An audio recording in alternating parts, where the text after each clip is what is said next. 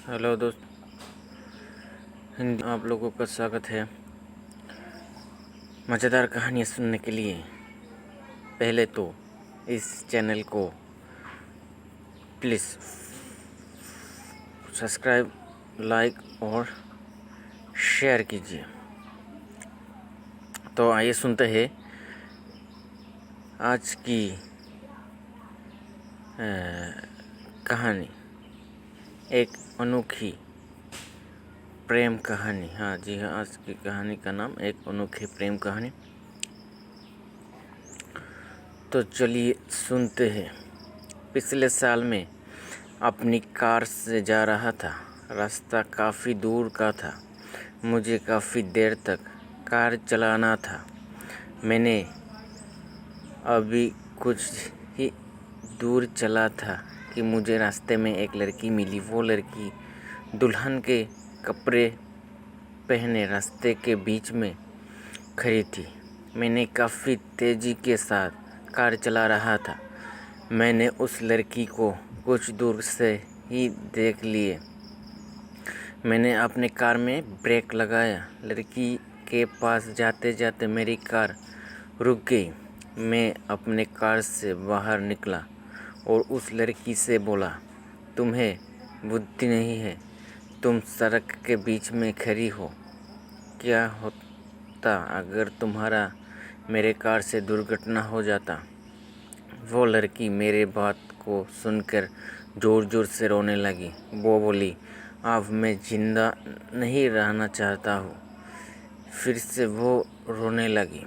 मैंने उसे सड़क के किनारे किया, पीने के लिए पानी दिया, उससे पानी पिया और अपने मुंह को धो दिया। फिर मैंने उससे पूछा, अब बताओ तुम्हारे साथ क्या हुआ है? उसने कहा, मैं एक लड़के से प्रेम करती थी। आज हमारी शादी थी, पर वो लड़की पहले से ही किसी और से शादी कर चुका है। जब मैंने इस बात को सुना तो मैं पागल सी हो गई। अब मुझे शर्म भी आ रहा था, इसलिए मैंने अपने घर से भाग गई। मैंने कहा, ठीक है, पर तुम्हें अपने घर से इस तरह नहीं भागना चाहिए। वैसे तुम्हारा घर कहाँ है?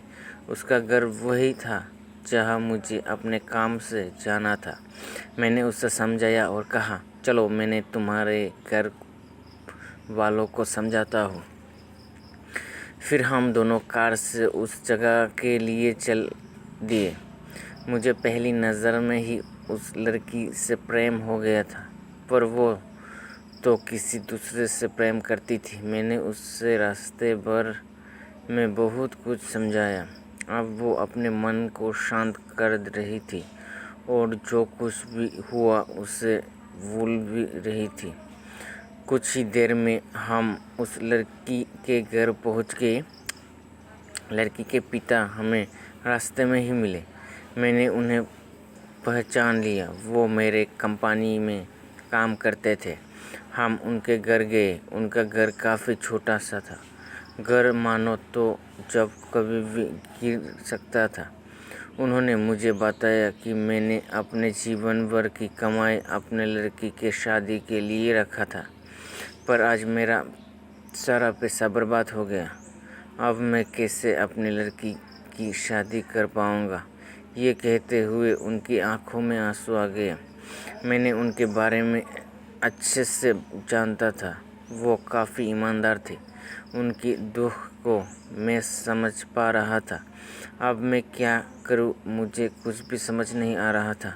कुछ देर सोचने के बाद मैंने कहा, अगर अब मुझे अपनी लड़की के काबिल समझे तो मैंने शादी के लिए तैयार हूँ।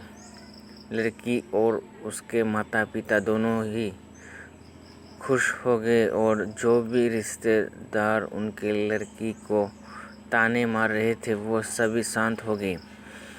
फिर क्या था, मैंने उस लड़की से शादी कर लिया। आज मैं बहुत खुश हूँ।